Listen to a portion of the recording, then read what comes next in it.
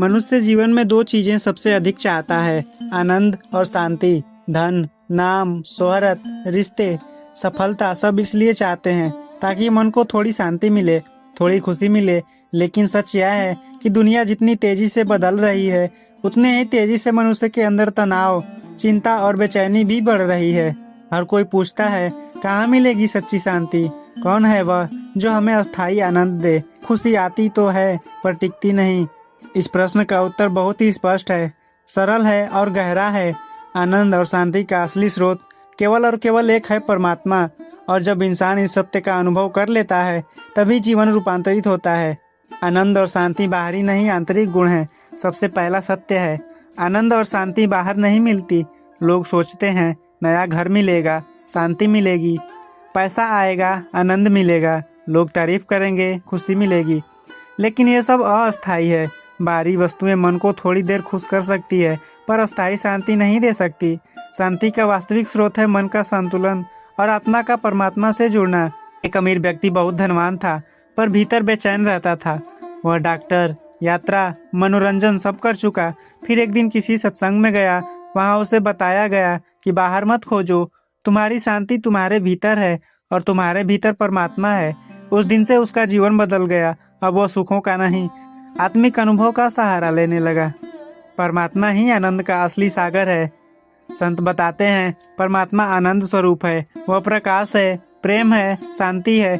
जब यह समझ जगती है कि परम सत्ता हर जगह मौजूद है, उसी क्षण मन हल्का हो जाता है। क्योंकि जहाँ परमात्मा का एहसास है, वहाँ भय नहीं, जहाँ भय नहीं, वहाँ चिंता नहीं, और जहाँ चिंता नहीं, वहाँ शांति और आनंद स्वतः आ जाते हैं। जैसे अंधेरे में कोई बच्चा डरता है, पर जब पिता का हाथ पकड़ लेता है तो डर गायब हो जाता है। वैसे ही मनुष्य दुनिया के अंधेरों में डरता है, पर जब उसे परमात्मा का हाथ महसूस होता है तो मन शांत हो जाता है। आनंद और शांति अनुभव है, वस्तु नहीं। बहुत लोग सोचते हैं कि आनंद कोई वस्तु है जिसे खरीदा जा सकता है, लेकिन सत्य यह है, आनंद एक अनुभव है। इसका स्रोत मन के भीतर है। जैसे एक गरीब भी हंस सकता है और एक अमीर भी रो सकता है। इससे सिद्ध होता है कि सुख धन से नहीं, दृष्टिकोण से आता है। एक परिवार बड़े घर में रहता था, पर आपस में बात नहीं करते थे। दूसरा परिवार छोटे घर में था, पर हंसी, प्रेम और अपनापन भरा था। पहले घर में सुख था, शांति नहीं। दूसरे घर में शांति थी, इसलिए आनंद स्वतः था। मन ही शांति का द्वार है। मन शांत हो तो संसार शांत लगता है। मन ही वह स्थान है जहाँ सोच बनती है, भावनाएं जन्म लेती हैं, शांति और अशांति पैदा होता है। अगर मन सही दिशा में है तो दुनिया सुंदर लगती है। अगर मन उलझा है तो सब कुछ उलट पुलट लगता है। एक शिक्षक ने दो छात्रों को एक ही मैदान दिखाया। पहला बोला, यहाँ कीचड़ है। दूसरा बोला, यहाँ फूल खिले हैं। मैदान वही था, पर मन अलग अलग थे। सत्संग जी, समर्पण ही शांति की कुंजी है। समर्पण का अर्थ है जीवन की हर स्थिति को ईश्वर की इच्छा मानकर सहजता से स्वीकार करना। समर्पण शांति इसलिए देता है क्योंकि संघर्ष समाप्त हो जाते हैं, भय समाप्त हो जाता है, भविष्य की चिंता कम हो जाती है, मन हल्का और स्वच्छ हो जाता है। एक माँ हमेशा जीवन को लेकर चिंतित रहती थी। जब उसने प्रार्थना और समर्पण की आदत डाली तो उसका तनाव कम होने लगा।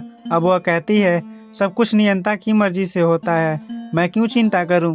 प्रेम आनंद का सबसे बड़ा स्रोत है। पवित्र प्रेम वह है जिसमें अपेक्षा नहीं, अहंकार नहीं, स्वार्थ नहीं। ऐसा प्रेम आत्मा को आनंद से भर देता है। तभी तो निरंकारी मिशन कहता है, जहाँ प्रेम है वहाँ परमात्मा है। एक बच्चा अपनी दादी के पास बैठकर केवल बात करता है। न उसके पास खिलौने हैं, न वस्तुएं, फिर भी वह आनंद में डूबा रहता है, क्योंकि प्रेम का वातावरण ही आनंद का स्रोत है। सेवा का भाव मनुष्य को दिव्यता से जोड़ता है। जब हम किसी की मदद करते हैं तो आनंद अपने आप मन में भर जाता है। एक युवा उदास रहता था, उसने गरीब बच्चों को पढ़ाना शुरू किया। धीरे धीरे उसे जीवन में वह खुशी महसूस हुई जो किसी भी मनोरंजन में नहीं मिली थी।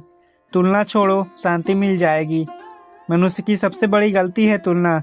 तुलना मन का जहर है जो आनंद और शांति दोनों छीन लेता है, क्योंकि तुलना ईर्ष्या लाती है, ईर्ष्या दुख लाती है, दुख मन को कमजोर करता है। एक लड़की सोशल मीडिया पर दूसरों की खूबसूरत तस्वीरें देखकर निराश हो जाती थी। जब उसने अपने जीवन की अच्छाइयों पर ध्यान देना शुरू किया तो उसकी खुशी लौट आई। जिस मन में धन्यवाद है वहाँ कोई शिकायत नहीं होती, और जहाँ शिकायत नहीं वहाँ शांति अपने आप मिलती है। कृतज्ञ व्यक्ति का जीवन कैसा होता है? वह छोटी छोटी बातों में खुशी ढूंढ लेता है। वह दुखों को भी सीख समझकर स्वीकार करता है। वह दूसरों की अच्छाइयों पर ध्यान देता है। एक किसान का फसल खराब हो गया, लेकिन उसने कहा, कम से कम परिवार तो स्वस्थ है। यह कृतज्ञता ही थी जिसने उसे दुख में भी खड़ा रखा। सत्य का ज्ञान शांति का अंतिम स्रोत है। सच्ची शांति तभी आती है जब मनुष्य सत्य को पहचान लेता है। सत्य यह है कि हम सब परमात्मा के अंश हैं और वही हमारा आधार है।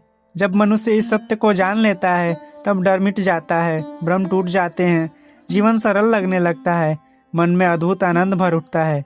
एक साधक हर समय तनाव में रहता था। गुरु ने कहा, सत्य को जानोगे मन शांत होगा।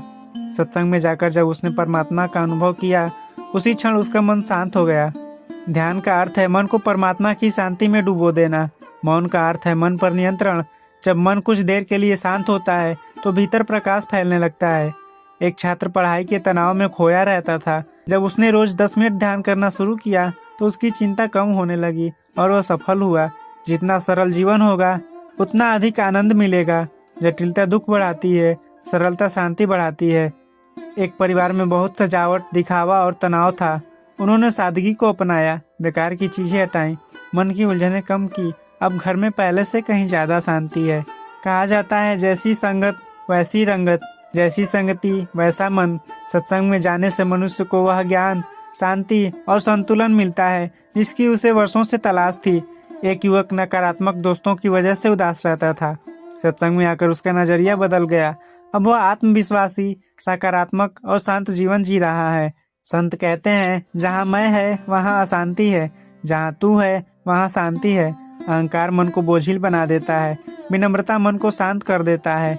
आनंद और शांति का असली स्रोत कोई बाहरी वस्तु, व्यक्ति, धन या परिस्थिति नहीं है। उनका एक ही स्रोत है, परमात्मा। जब मनुष्य परमात्मा का ज्ञान पा लेता है, अहंकार छोड़ देता है, प्रेम और सेवा को अपनाता है, कृतज्ञता से जीवन जीता है, समर्पण में विश्वास रखता है और सच को समझ लेता है, तो उसके भीतर ऐसा आनंद और शांति जन्म लेती है जो कभी समाप्त नहीं होती। यही आनंद जीवन को सार्थक बनाता है।